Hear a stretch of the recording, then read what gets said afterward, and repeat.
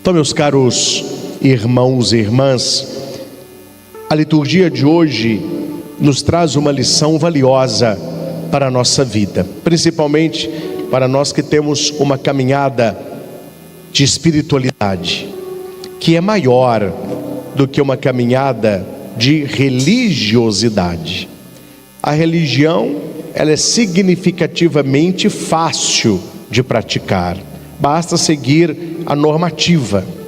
A espiritualidade está num outro nível.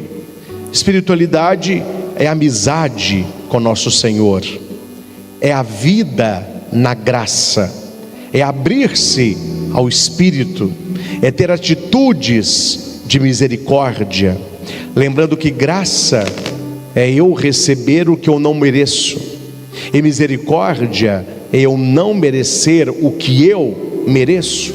Deus nos dá a sua graça sem o nosso merecimento, Ele não nos dá o que nós merecemos, por isso a sua misericórdia. É claro que as duas coisas caminham juntas. Se há tempos atrás ser católico se resumia a cumprir os preceitos, principalmente a missa dominical, hoje caímos num outro perigo, que é a espiritualidade sem religião. É o que nós chamamos hoje de cristãos desigrejados. Eles são cristãos, dizem que são cristãos, dizem que amam Jesus, que conhecem a palavra, mas não têm igreja.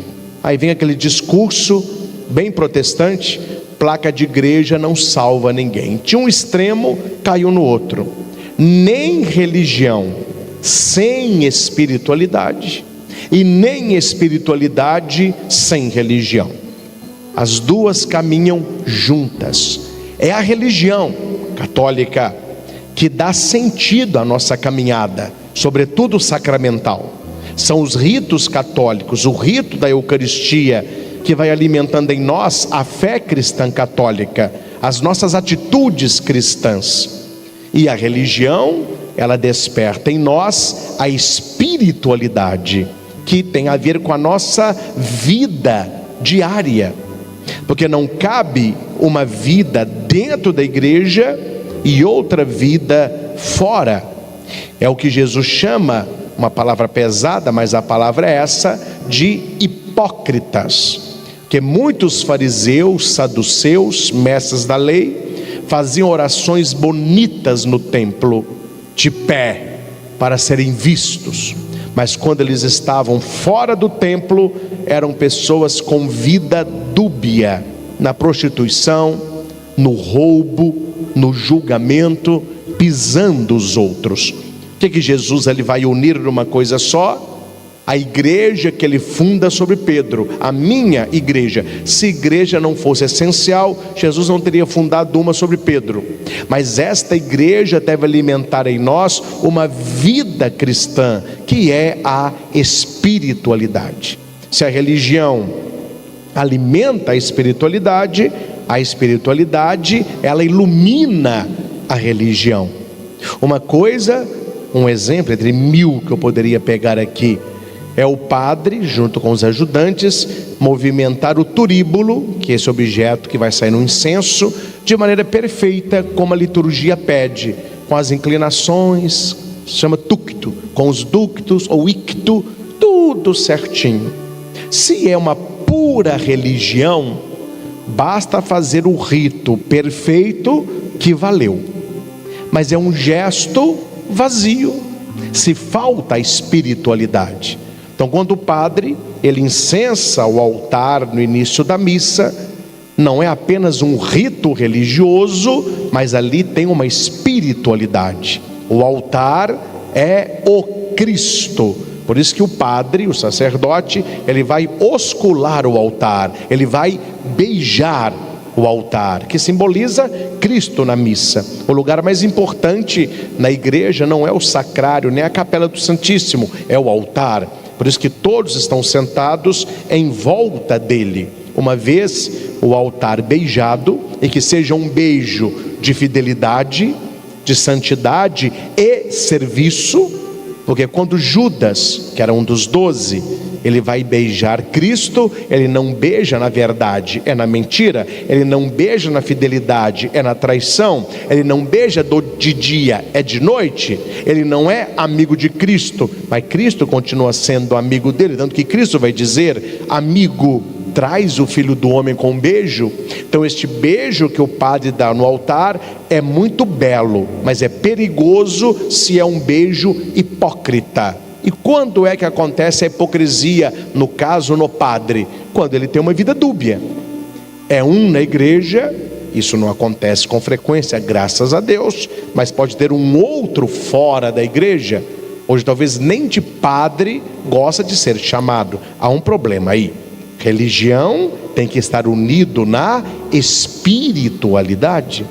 Quando o padre incensa o altar, ele tem que entender que ele está incensando um lugar sagrado, que durante a Eucaristia o padre é essa ponte entre Deus e a Assembleia. Então ele não incensa apenas com o rito litúrgico correto, mas ele tem uma espiritualidade, ele tem um respeito pelo altar, ele se inclina perante o crucifixo e também o incensa, não por uma imagem perfeita, não por uma imagem estética, mas pelo mistério que se celebra, o Cristo que deu a sua vida. Então veja, meus irmãos, pegando por exemplo a missa, a religião é muito importante, mas sem espiritualidade é o rito pelo rito.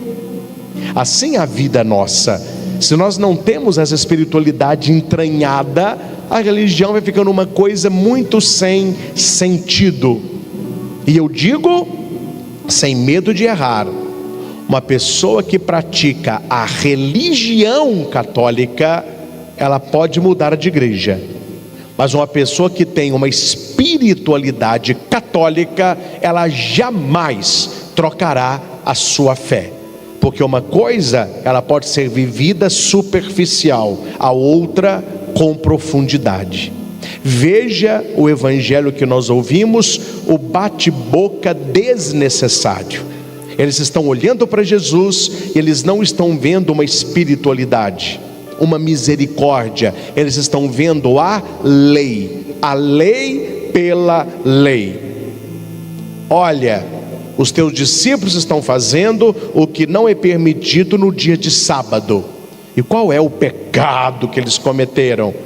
Apanhando espigas de milho e comendo. A pergunta é: o que será mais sagrado? O não pegar a espiga porque é sábado, ou comê-la porque eu estou com fome, apesar de ser sábado? O filho se alegra, o pai se alegra com a espiga não apanhada na obediência, ou na fome saciada pelo amor? Eles não estão nem interessados se estão com fome ou deixar de estar. O importante aqui é cumprir a lei. E muitas vezes essas questões difíceis acontecem também no meio de nós, quando estamos centrados apenas na normativa e não na pessoa.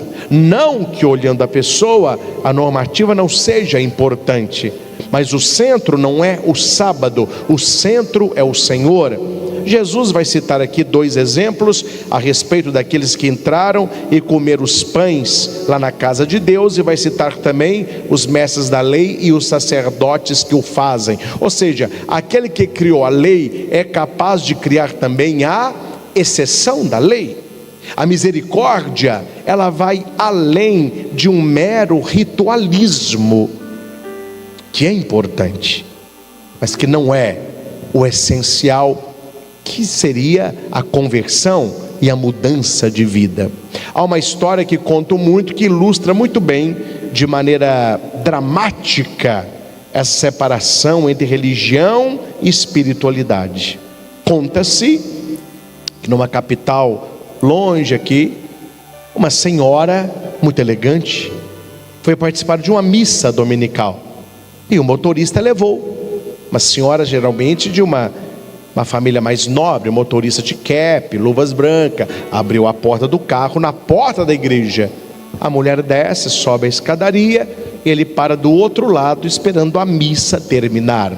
Aquela mulher bem elegante, ela se senta e ao lado dela senta uma mulher muito humilde, muito pobre. Ela cumprimenta, as duas estão ali e a missa começa e transcorre normalmente. Num determinado momento da missa, o padre diz assim: a paz do Senhor esteja convosco. Eles responderam: o amor de Cristo nos uniu. E o padre: saudai-vos em Cristo Jesus. Aí todo mundo começou: paz de Cristo, paz de Cristo. Essa senhora elegante, ela vira para esta outra mais pobrezinha, pega na mão e diz: paz de Cristo, minha irmã. A senhora diz: paz de Cristo, encantada com a elegância da mulher, né? Paz de Cristo, minha irmã, tudo de bom. Pronto, a missa continua. Receberam a comunhão, receberam a bênção final. A missa acabou. As pessoas estão saindo. Essa senhora sai, para na porta da igreja e dá sinal para o motorista. O motorista já está com o carro, porém o semáforo vermelho, ele tarda um pouco. Nesta espera, chega a senhora humilde e fica perto desta outra e diz para ela assim: olha, eu estou vendo que a senhora é muito elegante, a senhora poderia me ajudar? Essa senhora elegante diz para ela: eu fico impressionado como que tem gente que não se manca. Como que alguém como você se dirige a mim?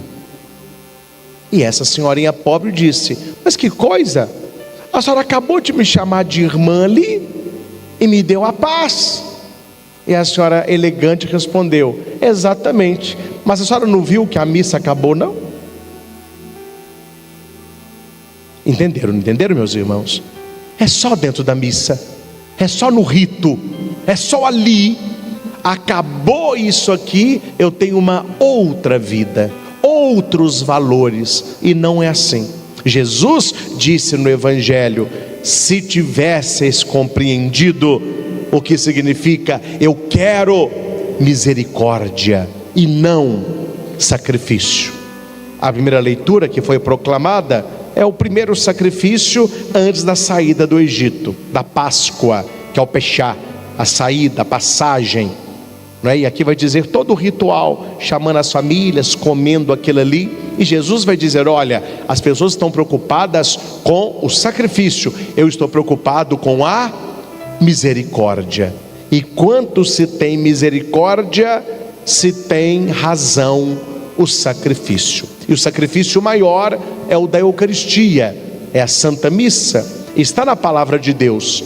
Se você estiver na igreja, no templo, e for trazer a sua oferta, e você lembrar que alguém tem algo contra ti, larga a tua oferta, vai se reconciliar com esta pessoa, depois você volta. Ou seja, ser religioso dentro da igreja, qualquer um é. Ter caridade e misericórdia fora, só quem vive a espiritualidade. Então veja, meus irmãos, que no Evangelho de hoje, Jesus está dando um salto, convidando-nos a um olhar maior da nossa própria fé, um olhar que é abastecido na igreja, mas é vivenciado na nossa rotina, no nosso dia a dia. E aqui nós podemos fazer uma ponte, sem forçar o texto, com a evangelização. O que é o testemunho diário, se não um anúncio de Jesus Cristo? O Catecismo da Igreja Católica nos ensina na parte do credo: creio em Jesus Cristo. Quando fala no artigo 2º sobre o ensino da fé, vai dizer que Jesus é aquele que a igreja ensina. Ele é o centro da catequese. A igreja não prega outra coisa senão Jesus Cristo, com a palavra, com o testemunho, com as atitudes, com a presença de cada católico, que é sacramento da igreja. A igreja tem 7 sacramentos para nós, para que nós nos tornemos sacramentos da igreja no mundo. O que é sacramento? Vem do latim sacramentum, sacra, sagrado, mentum é fazer, fazer-se sagrado. Quando nós vivemos uma espiritualidade sacramental, nós nos tornamos presença de Jesus e testemunhas de Jesus também fora da igreja. Saiu há pouco o censo do IBGE e preocupou um pouco a igreja. Claro, a queda está bem lenta, mas algumas pessoas, no português mais nosso, deram no pé. A minha preocupação não é quem deu, se tem alguém saindo, mas quem está saindo. Que conforme quem está saindo, é um alívio, é um favor que nos faz. Aqui nós temos que ser muito claros. A igreja, ela precisa de pessoas que vivam o evangelho, que testemunhem a palavra, que sejam católicos de verdade, dentro e fora da igreja. Porque esses católicos não praticantes, católicos que vivem dando contra-testemunho, bebem, adulteram, estão na pornografia, na mentira, no roubo, na safadeza, não são pessoas de oração. Esse pessoal faz um favor para a igreja em dizer no IBGE: eu não tenho religião, eu não sou nada. Porque quando se diz, não, eu sou católico, e você olha a vida do sujeito, você está vendo que ali é uma profissão de fé labial, não há espiritualidade nenhuma naquilo ali. E isso atrapalha a missão evangelizadora da igreja. Quem é, meus irmãos, que nunca ouviu de alguém que não é católico frases como essa: ah, católico não reza, católico não conhece Bíblia, católico leva a fé de qualquer jeito. Por que as pessoas dizem isso? Porque foi assim durante um tempo. O católico era praticamente todo mundo, então você não precisava ir à missa, não tinha que rezar, não tinha que ter devoção, busca de santidade, confissão, nada disso. É só você falar: eu sou católico. Hoje, com essa pluralidade de denominações religiosas, soa muito bem quando alguém que tem uma vida íntima com Jesus, tem uma vida espiritual, e esta pessoa diz: eu sou católico. Aí a pessoa vê que é alguém que tem fé, alguém que reza, alguém que tem amizade com nosso Senhor. Amanhã nós teremos mais um grande evento aqui na nossa querida cidade. Padre Reginaldo Manzotti será mais uma vez acolhido por nós. Um evento que tem um nome impactante: evangelizar. Segundo, evangelizar. E o que é evangelizar? Se não levar as pessoas até Jesus. A palavra evangelho, euangelion, do grego, é boa nova, boa notícia. E qual é a notícia que as pessoas ainda não acolheram? Que Jesus Cristo é o Senhor. Há certas coisas, meus irmãos, que nós deveríamos saber de cor. Não são nem coisas difíceis. Eu não estou cobrando aqui uma cultura bíblica como se você fosse um padre, mas o mínimo nós devemos saber. De vez em quando eu faço algumas perguntas básicas, as pessoas não sabem responder. E aqui vai mais uma: qual foi o primeiro discurso de Jesus na Bíblia? Quando Jesus veio a este mundo, qual foi a primeira pregação que ele fez? O que ele pediu na sua primeira pregação? Conversão. A primeira pregação de Cristo era: convertei-vos, porque o reino dos céus está próximo de vós. Está no Evangelho de Marcos, capítulo 3. Foi a primeira vez que Jesus abriu a boca depois do batismo, foi pedindo conversão. Metanoia do grego, convertio do latim, mudança de vida, mudança de mentalidade. Veja, meus irmãos, quantas pessoas procuram a igreja querendo aceitação, adequação, abraços e beijos, mas conversão que é bom, nada. E é o primeiro discurso de Jesus. Ele poderia ter pregado qualquer coisa, tanto que a turma dos ursinhos carinhosos vai dizer que a pregação de Jesus foi sobre amor, foi sobre love, e não foi. Leia a palavra. A primeira pregação de Cristo foi chamando o povo a uma mudança de vida, a uma conversão, abandonar o pecado, ter uma vida coerente, amizade com Ele.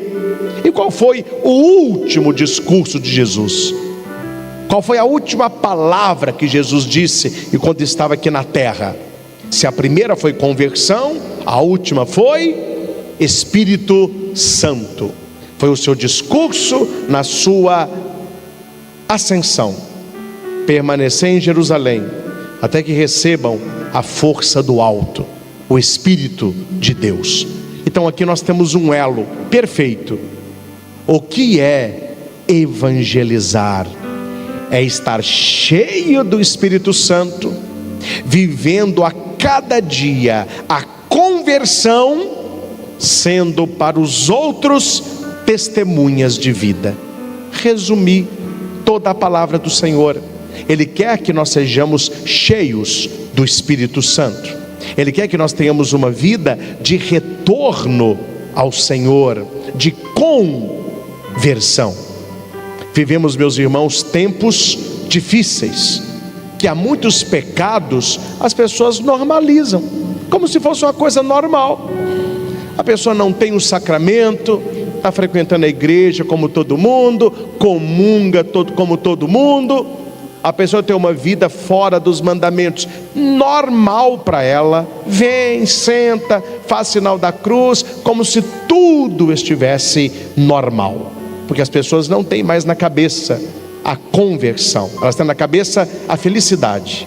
Se eu estou feliz, dane-se palavra de Cristo, dane-se palavra da igreja. Se eu estou bem, é assim que eu vou viver. E quer que a igreja aplauda, passe a mão e abençoe. Tempos complicados. Estamos muito felizes com o pontificado do Papa Leão XIV, que chegou colocando as coisas em ordem, que chegou, ele assumiu agora. A gente ainda não viu os reflexos reais do seu pontificado, mas nos seus discursos você já viu ele colocando as colunas da família, nada acima de Cristo. Assumiu a cadeira de Pedro como sucessor dele, e ele está mostrando como é que a igreja se comporta no mundo, que não é uma imposição, é uma proposta. E nós, meus irmãos, somos esta igreja aqui na nossa cidade. Nós temos a alegria de, no meio de tantas outras cidades, recebemos aqui o evangelizar, que traz muitas bênçãos para o povo de Divinópolis e para a região que aqui estará.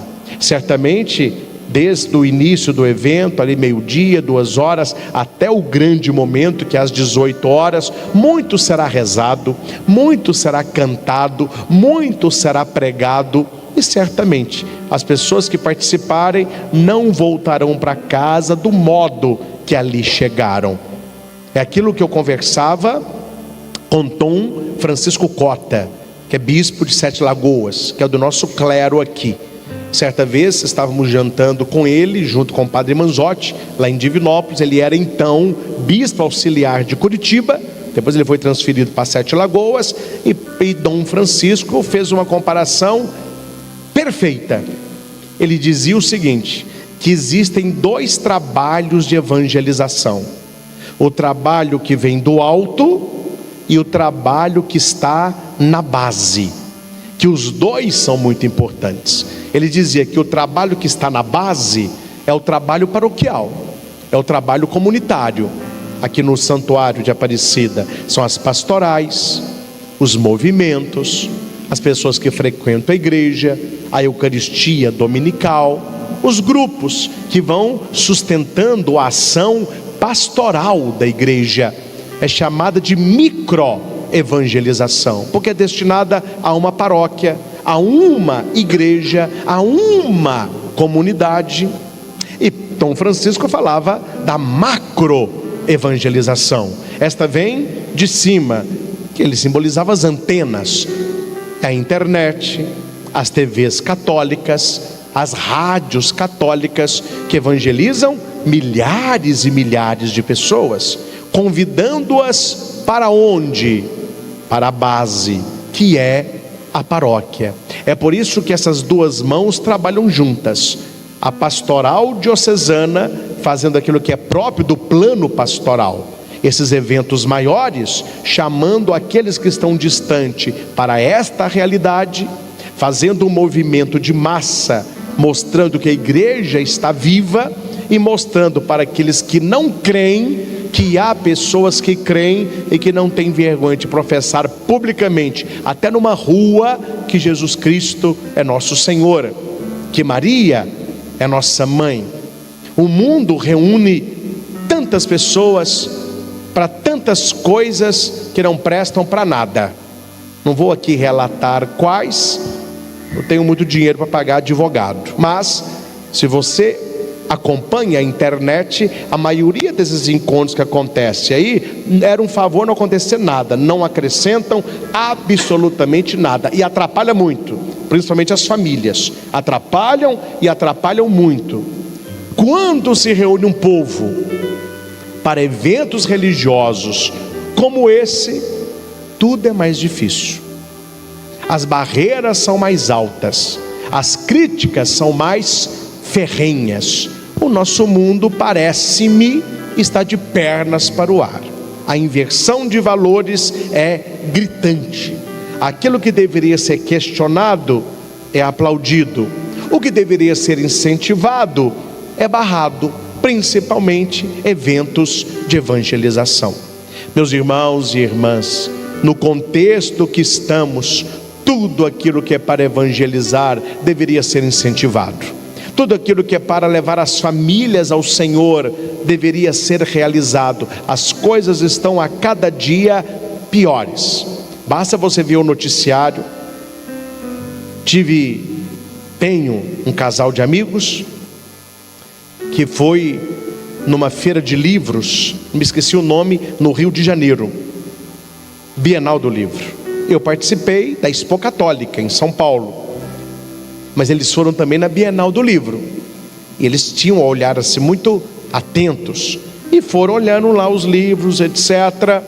E no final, eles pegaram o relatório dos livros mais badalados da Bienal. Meus irmãos, os 10 primeiros não são os mais vendidos. O dia que eles estavam lá, os que estavam sendo badalados, o pessoal fazendo fila e tirando foto. Todos os 10, todos com temática contrária aos valores cristãos. Todos. E a maioria detonando a família, acabando com tudo. Você viu algum jornal questionando? Você viu algum jornalista questionando? Você viu alguém detonando a Bienal? Não, meu filho, são aplausos, beijos e sorrisos. Agora, quando se lança um material religioso, quando tem um evento religioso, quando tem a comemoração, aí parece que é o fim do mundo, aí parece que o errado ficou correto, e o correto hoje é vergonhoso. Então nós temos que agradecer muito a Deus por termos em Divinópolis mais este momento. Um outro momento maravilhoso que ficou marcado, aí um evento nosso, né? Não que esse não seja, estou falando da diocese, que foi Corpus Christi. Eu vi Dom Giovanni profundamente emocionado com aquela multidão seguindo Jesus Eucarístico, os tapetes.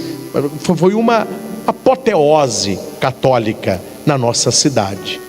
Ele dizia: Não faremos isso todo dia, mas uma vez por ano é preciso colocar o povo na rua para que eles vejam que a Igreja Católica está aí, e aquilo que cremos e aquilo que professamos. O que aconteceu em Corpus Christi, nessa manifestação pública da fé eucarística, amanhã acontecerá de um outro enredo, um enredo da obra Evangelizar, trazendo a Divinópolis um grande evangelizador, que é o padre Reginaldo Manzotti. Através das músicas, através das orações, irá ali falar de Deus para aquela multidão que estará ali reunida. Cabe a nós ajudar no que é possível, rezar para que seja um evento tão bonito como foi o outro, e para que as pessoas que vierem a Divinópolis e os nossos que lá estiverem saiam de lá com uma ideia central: eu preciso testemunhar Jesus Cristo. Este é o fundamento do evento Evangelizar. Tanto é que o próprio nome do evento é o que Jesus pediu para a igreja: evangelizar. Falar de Jesus, levar o povo a uma experiência de fé. Então, meus irmãos, estamos felizes que nesta Santa Missa nós estamos entregando no altar este evento. Por questões relacionadas à própria diocese, nós não teremos lá a Eucaristia. Teremos o show, teremos a pregação, mas não teremos o sacramento da Eucaristia. Então, direcionados ao evento, esta é a Santa Missa. Este é o altar onde nós colocamos o segundo Evangelizar, onde nós depositamos a vida do Padre Reginaldo, a obra Evangelizar, todos aqueles que estão envolvidos neste evento de evangelização. Então amanhã nos encontramos lá. Convide a sua família, ajude a divulgar o evento para aqueles que ainda talvez não saibam, e vamos com o coração cheio de alegria. É um evento que fala de Deus, é um evento que leva as pessoas à oração, é um evento que pode ser a virada de chave para que a pessoa, quem sabe, na próxima semana esteja aqui conosco. Muitas pessoas são um pouco sacudidas e tocadas nesses grandes eventos de evangelização, e depois elas vão buscar nas paróquias, nas comunidades, o sustento daquilo ali, a confissão, a missa dominical, colocar os sacramentos em dia, o matrimônio católico. Quanto, não sei aqui no santuário, mas para onde eu viajo, os padres têm comentado uma coisa com muita alegria: casais que achavam que o matrimônio era uma coisa ultrapassada, estão procurando a igreja para receberem a bênção matrimonial, que não é apenas um casar no papel, não é? Ah, padre, casado com, amigado com fé, casado é para você,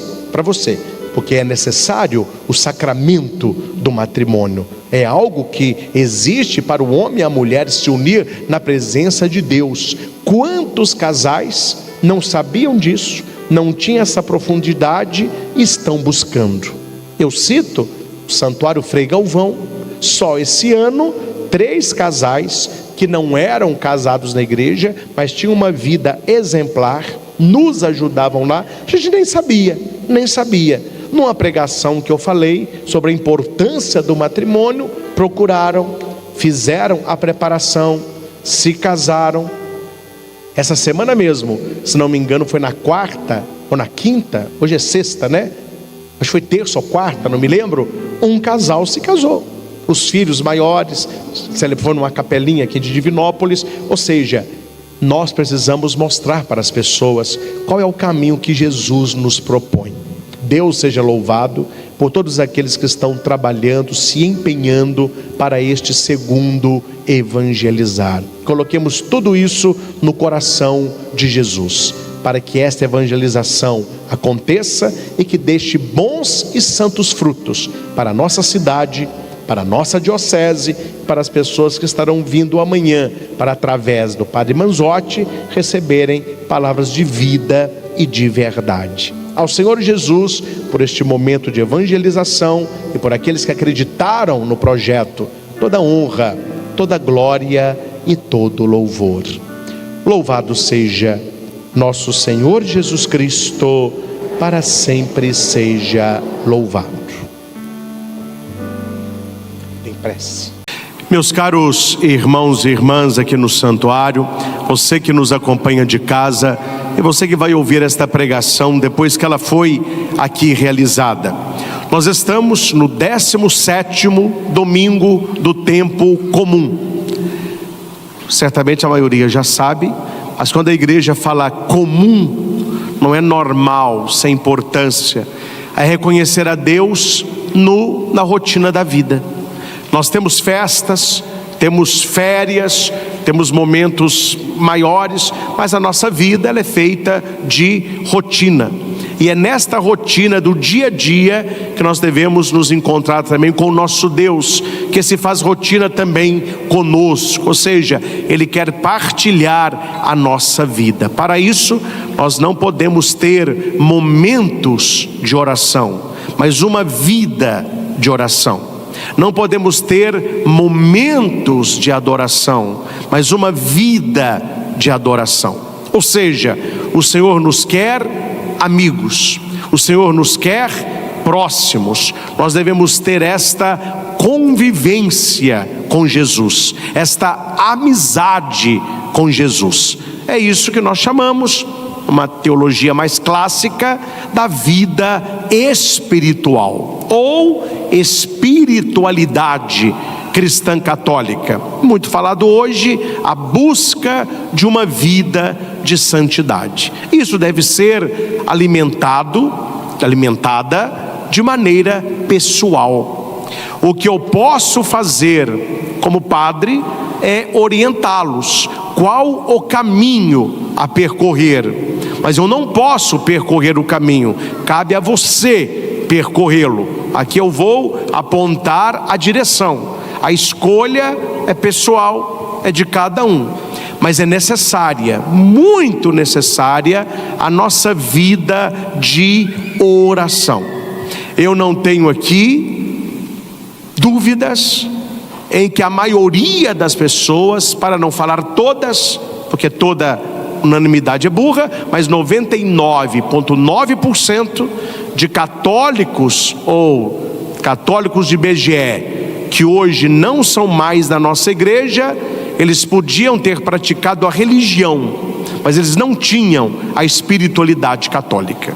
A pessoa que tem raízes numa vida espiritual, ela não fica trocando de religião igual macaco, pulando de galho em galho, falando que tudo é a mesma coisa, sendo que há uma diferença absurda entre a vida cristã católica e a vida protestante, ou a tal chamada evangélica. É muito diferente. E as pessoas, como não entendem essas coisas, para elas é tudo a mesma coisa, porque elas estão num nível muito raso, um nível talvez de religiosidade e pior, de ritualidade, mas elas não deram o passo maior, que é o passo da espiritualidade. E o tema das leituras de hoje é a espiritualidade, esta amizade com Deus, esta conversa com Deus, este diálogo com Deus.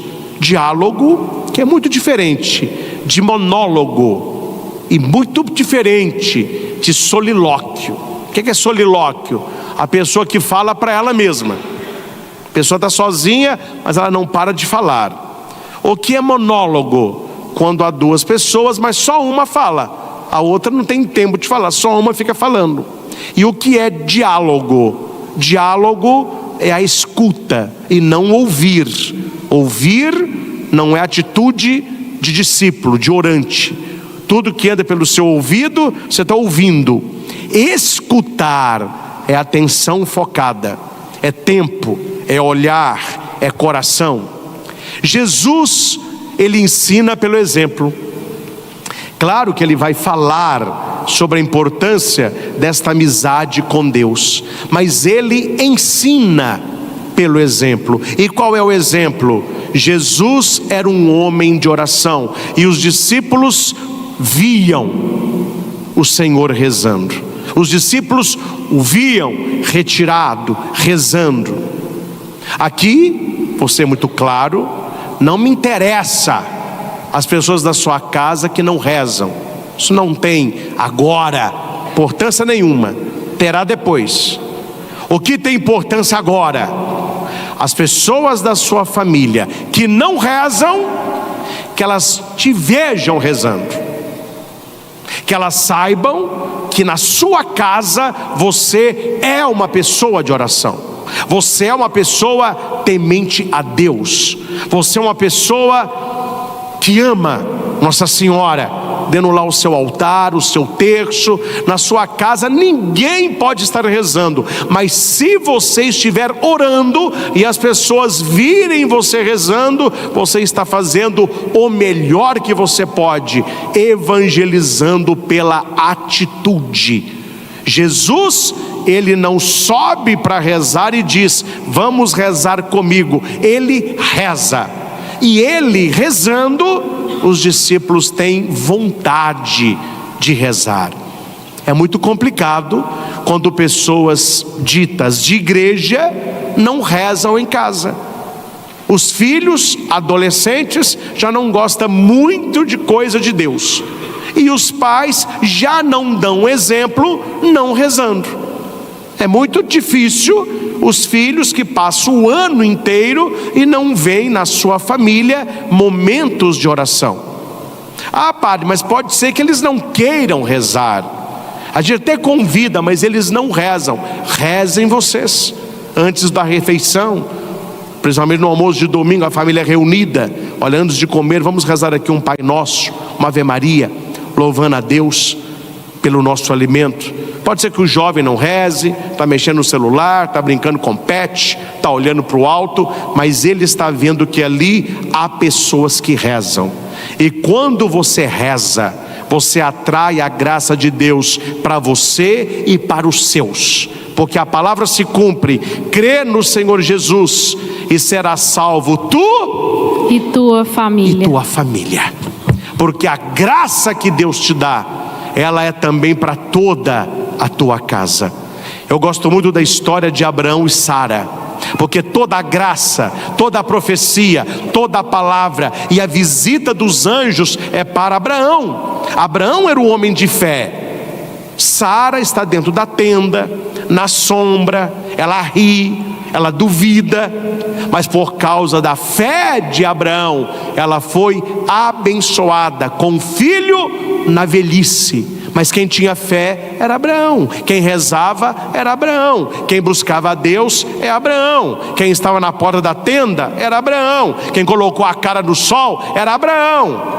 E Sara recebeu uma grande graça por causa da fé dele. Então, na sua casa, você precisa ser a pessoa que reza, a pessoa que ora. E ao invés de brigar com aqueles que ainda não rezam, você deve rezar por eles, pedindo a Deus a conversão deles, intercedendo por eles, como nós ouvimos na primeira leitura. Aqui, Abraão, ele aparece como um intercessor. Primeira definição de Abraão: intercessor. Ele intercede pelas pessoas.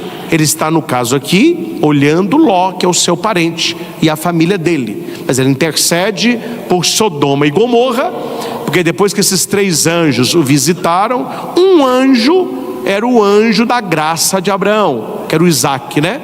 2 anjos estavam passando por ali, que eles estavam indo para Sodoma e Gomorra, porque Sodoma e Gomorra perdeu totalmente o rumo, e Deus envia esses 2 anjos para ver se há salvação ali. Mas quando os anjos chegam, quer dizer, hoje está pior, né? Hoje está pior. Mas quando aqueles 2 anjos chegam, eram anjos muito bonitos, e eles vão para a casa de Ló. Estou contando que nem todo mundo lê Bíblia e não sabe dessas histórias. Os rapazes da cidade, os homens da cidade, foram para a porta da casa de Ló, pedindo que aqueles 2 anjos saíssem, porque eles queriam fazer sexo com eles. Ló fica apavorado, fala: mas meu Deus, não nos respeitam nem seres angelicais. Aí Ló diz: olha, se vocês quiserem, vocês podem ficar com as minhas filhas, pode fazer com ela o que vocês quiserem, mas não toque nesses 2, eles são homens de Deus. E aqueles rapazes falaram: não, nós não queremos mulher, nós queremos esses 2 caras aí. Aí os anjos falaram: não tem o que fazer, não tem esperança para um povo que cai neste grau de perversidade. A cidade será destruída. E ele fala com Ló: pegue a sua mulher, pegue os seus parentes e saiam daqui, porque a cidade será destruída, não há o que fazer. Talvez você possa até perguntar: mas por que a destruição lá? E por que não vemos essa destruição cá? Porque Deus não precisa destruir aqueles que estão se autodestruindo. Deus não precisa acabar com aqueles que estão se auto-acabando. Então eles estão, o ser humano, em certas atitudes, eles mostram um grau de perversidade pior que a dos demônios. Se você estuda a demonologia e aquilo que o demônio faz na vida humana, há seres humanos que estão fazendo coisas piores que os próprios espíritos decaídos, poupando o trabalho dos anjos destruidores e até o trabalho dos demônios. A coisa não está boa. Mas o tema não é essa destruição, o tema é a intercessão de Abraão. É isso que você precisa fazer, é isso que eu preciso fazer: interceder pela humanidade, interceder pelos que não rezam, interceder pelos que não buscam. E fazemos sempre, isso tem sido pouco pregado, fazer sempre comunhão de reparação, obras de reparação, oração de reparação contra os ultrajes à Santíssima Eucaristia e contra os pecados odiernos que eles não buscam a conversão. Então cabe a nós sermos estes homens e mulheres que Deus escolheu para fazermos obras de reparação. Abraão é o pai da fé, era Abrão. Aí depois ele recebe Aão, quer dizer, é o pai da fé, o grande. E aqui no texto ele é mais que intercessor, ele é mais que pai da fé, ele é amigo de Deus. Só um amigo consegue conversar com Deus como Abraão conversa. É como se ele fosse negociando com Deus. Ele faz uma questão para Deus, assim na nossa linguagem, né? Que coloca Deus na berlinda. Ele pergunta assim: vais realmente exterminar o justo com o ímpio? É uma pergunta que ele faz para Deus. Quando é que você chega perto de alguém e fala com a pessoa assim: vem aqui, você prestou atenção no que você falou? Isso que você está fazendo, você vai continuar fazendo isso mesmo? Eu não acredito que você está fazendo o que você está fazendo. Quem tem coragem de chegar perto de alguém e fazer colocações assim? Só amigo para amigo. Só amigo para amigo. Porque você não quer perdê-lo e você não quer que ele se perca.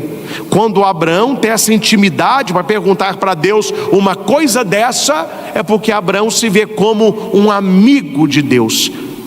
Deus é o seu amigo, e Deus, olhando para Abraão, sabia: Abraão é meu amigo. Então Abraão pode negociar para o bem. Ah, você vai destruir? E se tiver 50 justos? Se tiver 40, e 30, e 20, e o negócio está feio, né? Só vai descendo a porcentagem, meu filho, só vai caindo, não é? Quer dizer, na verdade, Abraão queria chegar aonde? Na sua família, nos seus familiares. Abraão não é bobo, Abraão não é tolo. Abraão sabia o que acontecia em Sodoma e Gomorra. Na verdade, qual é o diálogo de Abraão? Como eles não podem ser salvos, Como eu posso interceder para salvar a minha família? Talvez, meus irmãos, nós não possamos salvar o mundo, talvez nós não possamos salvar o Brasil, salvar o estado, salvar a cidade, mas você pode salvar a sua família. Que a sua oração de intercessão, ela pese prioritariamente pela sua família. Se o mundo é injusto, que a sua família seja justa. Se o mundo prima pelo pecado, que a sua família busque a santidade. Se o mundo gosta da mentira, que você fale a verdade. Se o mundo busca as trevas, que você busque a luz. Se o mundo busca a doença espiritual, que você busque a cura celestial. Se o mundo tem plantado joio, que você plante trigo, e daí por diante. Aí você se torna um intercessor, e você consegue salvar a sua família. Porque esses anjos, quando vão para Sodoma e Gomorra, através do diálogo de Abraão, eles são enviados para salvar os parentes de Abraão. E para quem conhece a história, tudo que é de Deus é para amanhã, tudo que é para a gente é para ontem, tudo que é do seu interesse é para ontem, tudo que é do interesse de Deus é para amanhã. Os anjos falaram: pegue a sua família e saia daqui. Ló, ele vai na casa dos parentes e fala: vamos sair, a cidade será destruída. E ele volta para a casa dele e começa a arrumar aqui, ali o que dá para arrumar. Quem conhece a leitura sabe onde eu vou chegar, né? Quando Ló vai procurar os familiares dele para saírem, eles estão fazendo o quê? Todo mundo foi dormir. Ele falou: gente, vocês não prestaram atenção no que eu disse, não? A cidade está em iminência de ser destruída e vocês estão dormindo. Cara, fale com essas pessoas assim, ó, lá no alto da serra tem 1 milhão, quem ia dormir? Lá no alto da serra tem Heineken e picanha, quem que ia dormir? Lá no alto da montanha está tendo festa, quem que ia dormir? Mas como é coisa de Deus, vamos dormir que amanhã a gente vê se sai ou não.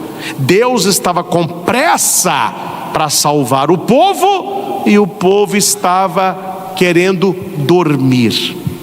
O que significa aqui o dormir? O abrir mão do relacionamento com o que Deus diz, com uma vida de oração, uma vida de espiritualidade, uma vida de conversão. Nós podemos ser na nossa família este Abraão se nós formos amigos de Deus. O amigo, ele intercede. Isso acontece na nossa vida. Isso não é coisa de espiritualidade, não. A nossa vida é assim. Você precisa da ajuda de alguém, você não conhece o alguém, e este alguém é uma pessoa mais importante. O que você faz?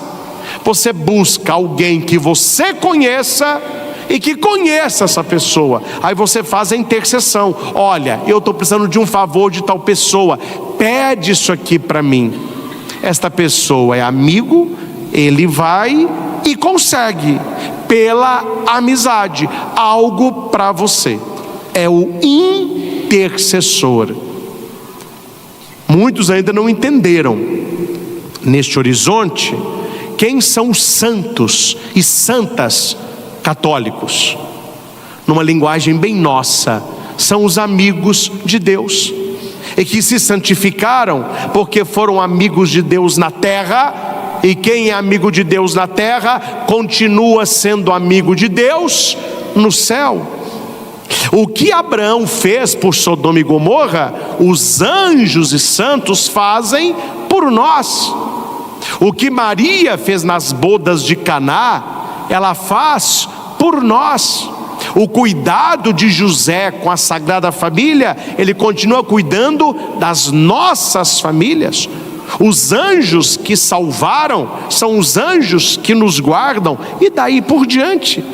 Eu não entendo na cabecinha de alguns aí, como que eles acreditam que nós pecadores podemos rezar um pelos outros e os santos que estão na glória não podem interceder por nós. Eu sou padre, mas sou também um homem e pecador, mas eu posso rezar por você, eu posso abençoar a sua vida, eu posso batizar o teu filho, eu posso consagrar o pão e o vinho, eu posso conceder o perdão dos pecados. Se eu, um homem, mas que estou revestido do sacerdócio, posso tanta coisa sendo homem e pecando ainda, imagina um santo que está na glória de Deus, o que ele não pode fazer por nós? Imagina a mãe de nosso Senhor, a Santíssima Virgem Maria, o que ela não pode fazer ao lado do seu filho? Imagina São Miguel Arcanjo, que tirou do céu o próprio demônio e 1/3 dos anjos, o que ele não pode lutar a nosso favor? Então Abraão está mostrando algo que a Igreja Católica sempre acreditou e acreditará sempre: há poder na oração de intercessão. Quem é amigo de Deus tem poder de intercessão, e ele vai dizer a Deus: tem justo ali, Senhor, eu rogo por eles. Se eles não sabem discernir a mão direita da esquerda, se é um povo pecador, eu que sou seu amigo estou te pedindo, não faça mal. Isso é intercessão. Por isso que nós rezamos: São Frei Galvão, roga por nós, intercede por nós. São Francisco, roga por nós. Santo Afonso, A oração de intercessão tem grande poder. E se nós que estamos na terra podemos rezar um pelos outros, e Deus ouvirá a nossa oração, se formos amigos de Deus, nós podemos pedir os nossos amigos, que são os santos, que intercedam por nós também junto ao Pai. Porque foi assim com Abraão. Se Abraão foi o intercessor e Deus aceitou a intercessão, porque se Deus não aceitasse a intercessão, ele tinha falado com Abraão: olha aqui, Abraão, cuida da tua vida, cuida da tua família. Se esse povo clamar, eu perdoarei. Se esse povo se arrepender, mas eles têm que pedir, não é você não. Cuida das suas coisas e deixa ele cuidar das coisas deles. Não é o que aconteceu. Abraão intercede e Deus acolhe a oração. Você que é mulher casada, siga o conselho do padre, reze todos os dias pelo seu marido. O ideal é que você rezasse com o seu marido, mas o seu marido não está ainda neste nível espiritual, reze por ele. Feliz o marido que tem uma mulher que ora por ele. Ah, meus irmãos, se toda esposa soubesse o valor da intercessão de uma mulher pelo seu marido, a gente não tinha tanto adultério, tanta traição, tanta mentira, tanta violência. Mas as pessoas não rezam. As pessoas não rezam. Elas querem ficar no WhatsApp, é ficar na Netflix, é fazer o que não deve. Rezar o que é bom, o povo não reza. E um povo que não reza é um povo fraco. Nós mineiros temos muitas frases, não é? Saco vazio. Tem gente que não se enche de Deus, não se enche de oração, por isso que não para de pé. Tudo na vida da pessoa está errado. O casamento está ruim, a saúde está ruim, o trabalho está ruim, o estudo está ruim, a vida financeira está pior. A pessoa não reza. Aqui Jesus fala a importância da oração. O marido, uma só carne com a esposa, é chamado a ser para a esposa um intercessor. Um intercessor. Atendi há tempos um casal onde o homem, assim fazendo chacota da situação, falou comigo na frente da mulher: para, essa mulher reclama demais. Eu me garanto, ela não tem nada a reclamar de mim na cama, não. Eu falei: mas a reclamação é essa? Esse é o problema do casal? Aí a mulher falou: tá vendo, padre, tudo para ele leva para esse lado. Ou seja, o homem na cabeça dele, essa mulher que casou com ele, queria alguém para fazer sexo com ela. e ele não descobriu o que Deus queria dele na vida dela. Deus queria que ele fosse um intercessor, um homem que orasse por ela, que cuidasse dela, que a venerasse, que fosse realmente uma carne com ela. Para o mundão, tem até uma música que diz isso, né? Se de dia a gente briga, à noite a gente se ama, porque as nossas diferenças se resolvem na cama. É assim que o mundo canta, mas nós, a nossa toada é outra. Se o casal mundano, ele está procurando cama, o casal de Deus procura altar. Por isso que o matrimônio, ele não é celebrado de frente para uma cama, ele é celebrado de frente para um altar. Os noivos ficam de frente para o altar, mostrando para eles o que é que sustenta casamento, o que é que sustenta um homem e uma mulher de Deus.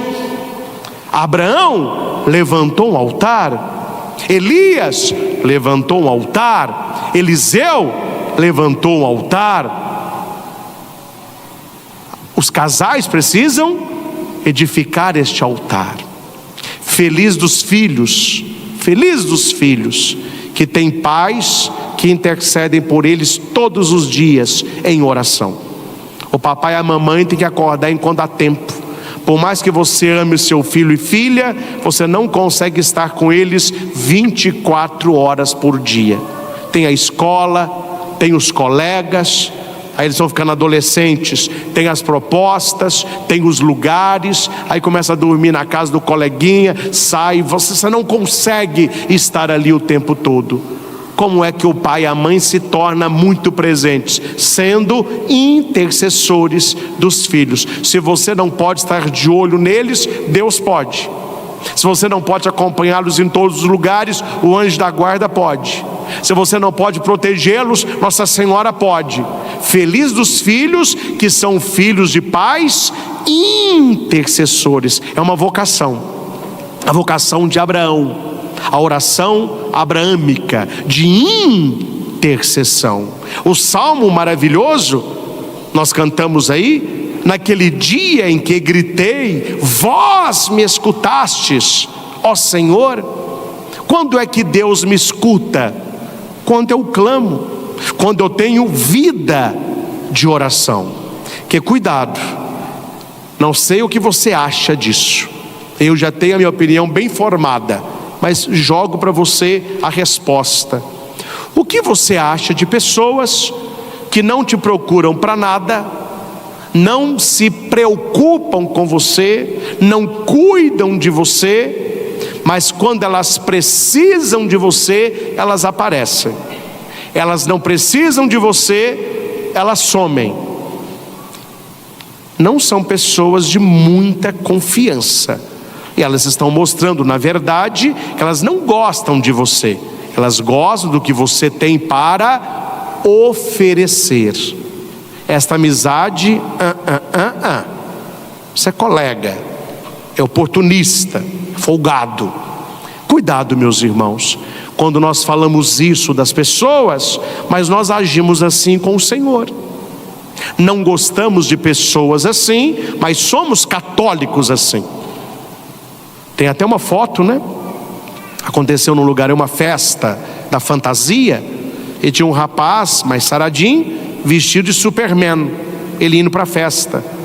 Ele passa da porta da igreja, a igreja está aberta, pelo menos Superman católico, né? Aí ele entra para rezar, ele vai, ajoelha no último banco e está lá rezando. Internet não perdoa, alguém tirou uma foto e publicou com a legenda: se até o Superman está rezando, reze você também, que a coisa está feia.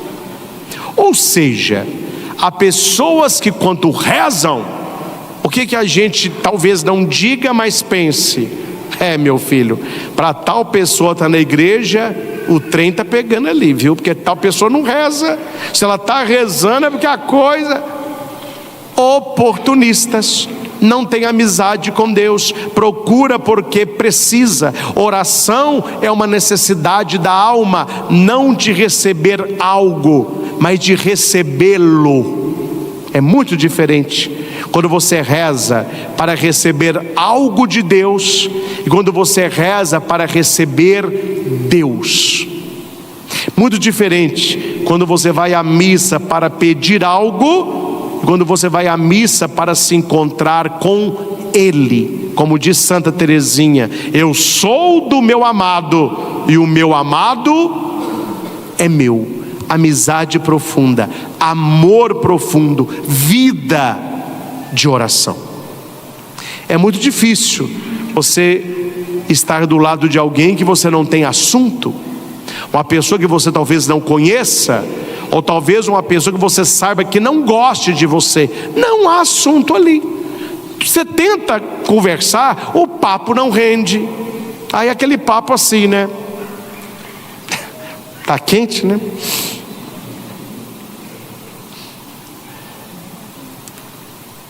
Gasolina subiu, né? Nada rende, nada rende. Agora, meu caro, pega alguém que você gosta muito, um amigo, uma amiga, alguém da sua família, um familiar, um afilhado, e vai passear com essa pessoa. Tira uma semana. A hora que você assustar, vocês estão voltando, e todo mundo vai dizer: meu Deus, mas o tempo?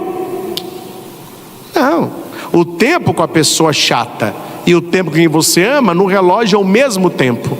O que tinha num que não tinha no outro: intimidade, amizade, amor, afeto. Quando você está com quem você gosta, fazendo o que você ama, o tempo voa.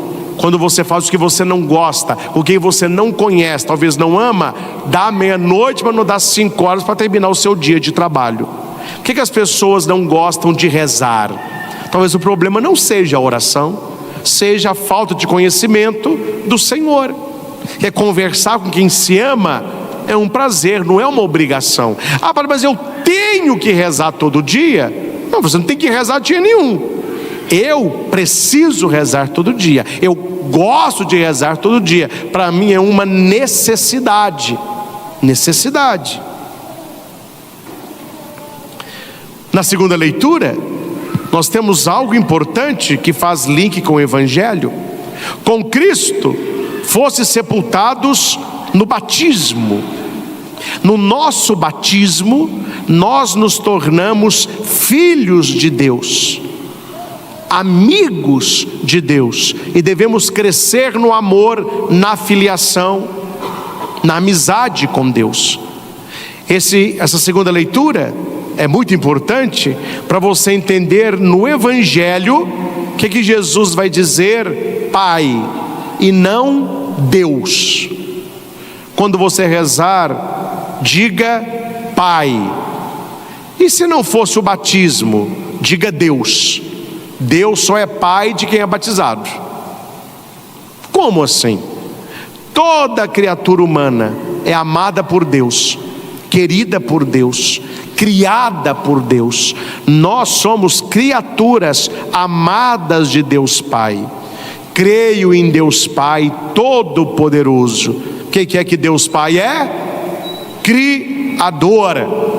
E tudo que Deus criou é criatura dele. Então eu sou uma criatura amada das mãos de Deus Pai Criador. Como que eu me torno filho do Pai Criador? Através de Jesus, que é o único Filho de Deus. Deus não tem essa filharada não. Deus deu um filho só. E a gente reza em toda missa dominical: creio em Jesus Cristo, você fala, seu único filho. Deus não tem essa filharada não, ele tem um filho só. Repara, por que Jesus é o único filho de Deus? Porque ele é Deus e nós não somos. Ele é a segunda pessoa da Trindade, ele é o Emanuel, Deus conosco. Mas através de Jesus, do seu lado aberto pela lança, que jorrou sangue e água, aquela água simboliza o batismo, e Jesus deu uma ordem: batizai a todos os povos, em nome do Pai, do Filho e do Espírito Santo. Para que, padre, eu tenho que ser batizado? Por que o batismo é necessário? Porque o batismo, ele me pega como criatura de Deus, ele me eleva como filho de Deus, no único Filho, Jesus Cristo. Eu posso dizer que eu sou filho no Filho. Jesus é o único Filho, e eu, enxertado nele no batismo, me torno também filho. Filho de Deus, co-herdeiro dos santos, herdeiros do céu. Por isso que Paulo vai dizer que nós somos filhos de Deus, e o somos de fato. Por isso a importância do batismo. E finalizando, entendendo que você é filho de Deus, você entende a oração de Jesus. Para o judeu, como que ele rezava? Adonai, Sabaoth. Eles cantam, não é? Adonai, Sabaoth. Quando você vai lá, você vê. Quando quem vai na Terra Santa, eles ficam fazendo só isso. Adonai, Sabaoth, Adonai. É o nome de Deus. Adonai, Sabaoth. O que é isso para Adonai, Sabaoth? Deus grandioso, Deus poderoso, o Deus das batalhas. Aí vem Jesus. Quando Jesus vai rezar, você vê Jesus cantando Adonai Sabaoth? Você vê Jesus falando Adonai? Não, ele fala Abba, Abba, que deu Abba, que no português deu papai, o papai pequeno, papaizinho. Ou então pai, mas é aquele pai assim, pai, entende? Entende o que é o tom? Ô pai, eu posso ir em tal lugar? Acho que hoje não. Pai, esse pai, isso é Abba. E quando Deus rezava, quando Jesus rezava, ele usava Abba. Ele chamava a Deus de pai. Uma coisa inusitada, que ninguém rezava chamando a Deus de pai. Deus é criador, Adonai Sabaoth. Aí os discípulos, vendo Jesus rezar com aquela intimidade, eles pediram: Senhor, ensina-nos a rezar. Há uma homilia maravilhosa que você pode ler do Papa Bento XVI, que se chama Senhor, ensina-nos a orar. O Papa diz que o pedido dos discípulos já é uma oração. Rezar, gente, é igual andar de bicicleta, viu? Não tem livro, não tem curso. Você tem que pegar a banguela, na magrela, subir, vamos, gente. Vai cair, vai machucar, você tem medo, mas se você só ficar olhando os outros andarem, você nunca vai aprender a andar. Para andar de bicicleta tem que andar. Mas tem uma vantagem: uma vez que você aprendeu a andar, é uma das poucas coisas que o ser humano não esquece. Uma delas é o andar de bicicleta. Quem andou de bicicleta como criança, pode subir na bicicleta agora que você anda. Você vai ter aquele medo inicial, mas poucos minutos você já estará andando novamente. Quem já teve a experiência do amor de Deus, nunca esquece. Quem já rezou um dia, nunca esquece. Quem já sentiu o Espírito Santo, nunca esquece. Quem já esteve imerso na graça, nunca esquece. Mas é necessário prática. Oração é prática. E se você não tem a prática, começa a pedir: Senhor, ensina-me a orar. Você já estará rezando: Senhor, ensina-me a orar. Eu não vou aqui aprofundar no Pai Nosso, porque não é o tema da minha fala, mas não sei se você sabe que a oração magna, a oração mais importante do cristianismo, do catolicismo, é o Pai Nosso. As outras vêm depois dessa. Por quê, padre? Porque foi a oração que Jesus ensinou. Agora eu vou só ensinar uma coisa. Precisa dar um cutucão, porque eu sou obrigado, né? Sou obrigado. Porque os católicos rezam orações formuladas. A oração tem que ser do coração. Tem que ter fórmula. Tem que abrir o coração e deixa o Espírito agir. Deixa o Espírito agir. Interessante que quando eles pedem a Jesus uma oração, ele não diz: não, fórmula não, abra o coração, deixa o Espírito agir. Não, Jesus deu uma fórmula. Ele passou o esquema da oração. Uma coisa não exclui a outra. Você pode ter oração espontânea, como eu gosto, oração, você vai rezando, mas nada impede que você tenha as orações formuladas, a novena, o Santo Terço, o Pai Nosso, Salve a Rainha, Ave Maria, o Credo. São orações formuladas da igreja e que rezam há séculos a mesma oração. Isso não exclui a oração espontânea, e a oração espontânea não exclui a oração formulada. E por que o Pai Nosso é chamado de oração perfeita? Primeiro, que Jesus ensinou. Segundo, porque ela tem 7 pedidos. E na Bíblia, 7 é sinal de milagre. Onde tem 7, o milagre vai acontecer. Quando você vai rezando o Pai Nosso e você vai contando, você verá que ela tem 7 pedidos que abrangem a nossa vida inteira. Nós pedimos a santificação, nós pedimos o reino de Deus, nós pedimos o perdão, nós pedimos que a vontade se faça, nós pedimos que nos livre do mal, que é o demônio, a fortaleza espiritual para não cairmos na tentação. Então são 7 pedidos que é a plenitude daquilo que nós possamos pedir. Mas o interessante, meus irmãos, é que quando Jesus acaba, atenção, de ensinar o Pai Nosso, ele entra com outro tema. Qual que é o tema? Foi lido agora.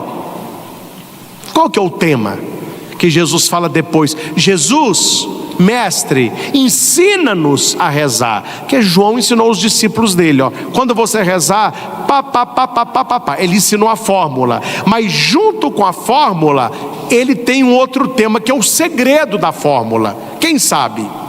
Está aí. É a amizade. Porque quem não é amigo de Deus não reza. Desculpa, gente, não estou colocando carapuça, nem você que está aqui, nem você que está em casa.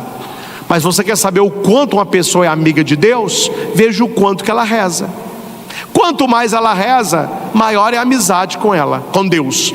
Quanto menos ela reza, menor é a amizade com Deus. Oi, padre, mas eu vou à missa. Você está praticando a sua religião, você está alimentando a sua espiritualidade. Eu estou falando de vida de oração, não estou falando de missa, não. Não estou falando do culto nosso, a congregação, nós que estamos em torno do Senhor. O Senhor esteja convosco, Ele está no meio de nós, graças a Deus. Mas missa, para quem vai aos domingos, é uma vez por semana, uma missa só, esse tempo da noite. Você vai viver disso? Amizade é isso. Amizade que fica olhando no relógio, amizade que fica voando, amizade fica conversando, mexendo no celular, querendo sair da igreja. Que amizade que é essa? Jesus, depois que ensina o Pai Nosso, ele vai dizer assim: se um de vós tiver um amigo, Jesus falou, gente, oração é coisa de amigo. Se você é amigo de Deus, você vai rezar. Se você não for amigo de Deus, você não vai rezar. E Jesus mostra aqui o valor da oração, porque naquela época, não é como hoje, não tinha quarto de dormir. Nós temos quarto de dormir. Naquela época não tinha quarto de dormir. Naquela época tinha a despensa, a cozinha e a sala. A sala era o centro de convivência. Para você fazer xixi e cocô era fora da casa, não era dentro da casa. Era na hora da refeição, estendia o tapete, talvez colocava uma mesa mais baixa. Eles não tinham mesa como a nossa, que é alta, eram baixinhas. Eles se sentavam ali em almofadas ou no chão e comiam ali. Terminou aquilo, recolhe tudo, tira o tapete e eles vão trabalhar, tecendo lã, fazendo corda, aquilo que eles trabalhavam com couro. À noite, chegou a hora de dormir, guarda aquilo tudo, deita os tapetes, abriam lá coxas mais grossas, não tinham colchão como o nosso ainda, eles dormiam ali. O pai, ele dormia na parte de trás, um pouco elevado, e a filharada toda no chão. Por isso que o cara vai dizer: eu não posso levantar, meus filhos já estão deitados e eu também. Ou seja, para ele levantar, ele ia ter que pular nos meninos, não tinha luz elétrica para acender lamparina, era uma tragédia, e acordar a família inteira. Ele falou: eu não posso levantar agora para te dar pão, eu já estou deitado, os meus filhos também. E é amigo, ele não procurou um desconhecido. Se você precisa de ajuda, a gente procura quem? Amigo. Então ele vai procurar o amigo, e o amigo diz: olha, por mais que eu seja seu amigo, eu não posso te ajudar. Aí a palavra diz: se ele não levantar para te dar o que você pede, porque é seu amigo, ele vai te dar por causa da sua impertinência. O que é impertinência? Insistência. Oração tem que ser perseverante, insistente, diária. É igual exercício. Tem os atletas de sábado. Isso é diversão, não é exercício, é diversão. Ah, padre, eu jogo bola ao sábado. Continue, meu filho, mas é diversão, não vale como exercício. Ah, eu faço musculação todo sábado. Diversão, não vale como exercício. Ah, eu faço caminhada todo sábado. Diversão, não vale como exercício. Quando é que vale como exercício? Quando em 7 dias da semana você pratica pelo menos 5. Pelo menos 5. Eu faço musculação, padre, que dia? Segunda a sexta, todo dia de 7 a 8. Isso é musculação. Eu faço caminhada, que dia? Segunda a sábado, todo dia de 6 a 7 da noite. Você é um atleta. Eu nado, oh que maravilha. Quantas vezes por semana? 4, 3.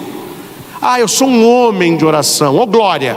Quantos dias da semana você reza? 1. Que dia? Domingo, aonde? À noite, na missa. Está entendendo aqui? Insistência, resiliência, perseverança, constância. Pedi e recebereis, procurai e encontrareis, batei e vos será aberto. Porque quem pede recebe, quem procura acha, para aquele que bate a porta se abrirá. Meus irmãos, deixa eu falar uma coisa rasgada para os senhores, você que está em casa. Qual que é o primeiro interessado que você não reze? O diabo. Porque a oração é a força de Deus e a fraqueza do mal. Se você não reza, ele tem força sobre você, com a tentação, com a sedução, com a ilusão. Se você reza, você é forte. Muita gente tem versículo decorado, mas não sabe explicar o versículo. Quantas pessoas já falam: tudo posso naquele que me fortalece? Vamos repetir? Tudo posso naquele que me fortalece. O povo gosta. O povo gosta. Tem até camisa. Tudo. Aí põe o tudo desse tamanho. Tudo. Aí nas costas: posso naquele que me fortalece. Não tem problema.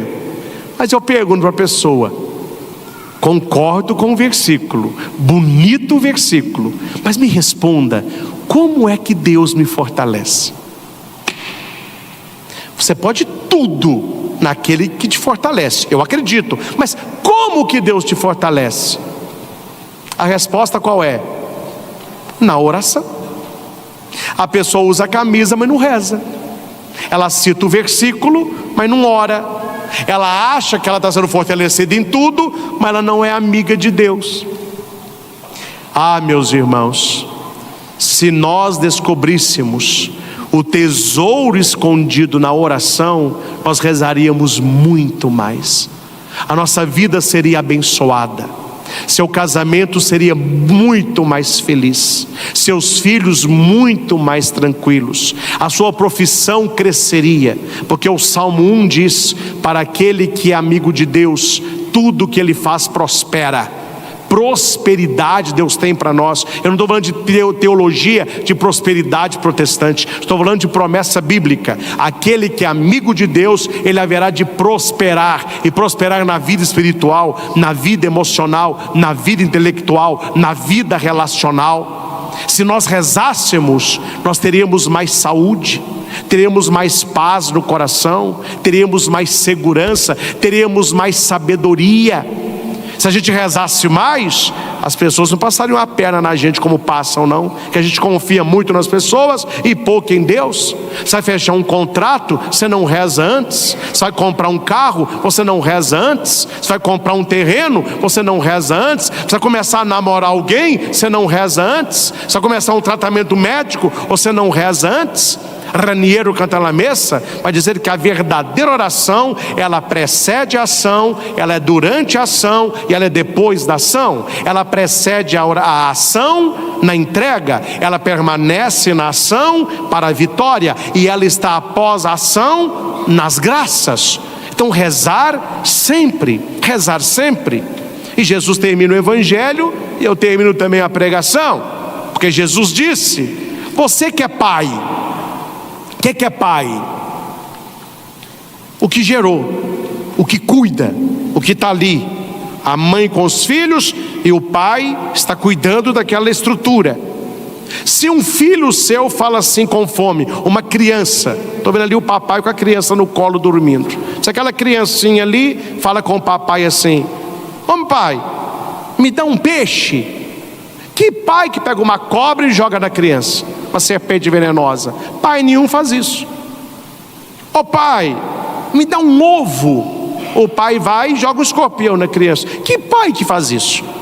É um louco. Tirando o louco, ninguém faz isso. E aqui é interessante que São João Crisóstomo, ele fala de cobra e escorpião pegando todo o mal, porque a cobra, ela tem veneno na frente, o escorpião tem veneno atrás. Então quando ele fala cobra e escorpião, entre esses dois, todo o veneno que existe, tudo de mal. Nenhum pai, no caso também a mãe, quer mal para os seus filhos. E o pai e a mãe sendo maus: ô padre, mas eu não sou mau. É porque a tradução aqui ficou um pouco adaptada, porque no questão aqui, se algum de vós que é pai, ora, vós que sois maus, a tradução mais perfeita seria: vós que pecais, né? Vós que viveis no pecado. Quer dizer, o pecado é um mal. Esse é um mal aí. Se você que é um pecador, você sabe dar coisas boas, e Deus que não tem pecado, Ele não dará coisas boas aos seus filhos, que somos nós, como falou a primeira leitura, a segunda leitura, como Jesus ensina o Pai Nosso, porque somos filhos. E a cereja do sorvete: Abraão era intercessor. O Salmo fala que se clamar ele vai ouvir. A segunda leitura nos coloca como filhos de Deus. Jesus ensina o Pai Nosso porque somos filhos. Ele ensina o valor da oração: quem pede recebe, quem procura acha, quem bate a porta se abrirá. Deus ainda fala, Jesus fala para nós: você que é um pecador, você sabe dar coisas boas, você sabe alimentar os seus filhos. O meu pai não vai te dar coisas boas? Mas para entender tudo isso que eu preguei até agora, qual é o fundamento de toda a oração? Qual é o maior pedido que você pode fazer nenhuma oração? Qual é a maior bênção que Deus quer te dar numa oração? Está na leitura: o Espírito Santo. Vós que sois maus, sabei dar coisas boas aos vossos filhos, muito mais o meu Pai dará o Espírito Santo àqueles que o pedirem. Então quando a gente for rezar, peça pelas suas necessidades, mas nunca deixe de clamar: meu Deus, dá-me o teu Santo Espírito. Plenifica com teu Espírito Santo. Quando você estiver mal, porque a gente tem dia que fica mal, ou não fica? Tem dia que nem rezar a gente quer. Neste dia, como que a gente reza? Meu Deus, hoje nem rezar eu estou querendo. Então eu quero pedir uma coisa: ó Espírito Santo, reza por mim, reza em mim. Paulo vai dizer: a gente não sabe o que rezar, a gente não sabe o que pedir, deixa o Espírito Santo rezar em nós. E quem é que tem Espírito Santo?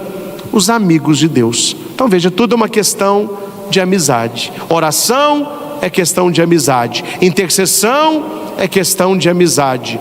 Pedir um ovo na certeza de que não receberá um escorpião, pedir algo para se alimentar, um pão, na certeza de que não receberá uma cobra, é questão de amizade. E na casa de alguém de madrugada, pedir para o cara levantar, é questão de amizade. Ou amigo levanta, ou amigo ajuda. E clamar o Espírito Santo é clamar o grande amigo que nos habita, o próprio Deus, no seu Espírito Santo, que foi derramado como amor em nossos corações. Meus irmãos, espero que esta pregação da noite, e certamente haverá de correr Brasil afora, que as pessoas possam ter mais vida de oração, amizade com Deus. Compartilhe esta pregação no seu grupo de casais, no seu grupo de jovens, aí na sua comunidade. Copie o link, mande nos seus grupos de WhatsApp. Quantas pessoas precisam voltar a esta oração, descobrir a força que vem de Deus, para terem a vida que merecem ter, uma vida na graça, uma vida na misericórdia, uma vida na bênção. Porque aquele que bate, abrirá. Aquele que procura, haverá de encontrar. E aquele que buscar, haverá de achar. Numa vida de oração. Ao Senhor Jesus, que me ensina a orar e a buscá-lo em espírito e em verdade, toda honra, toda glória e todo louvor. Louvado seja nosso Senhor Jesus Cristo, para sempre seja louvado.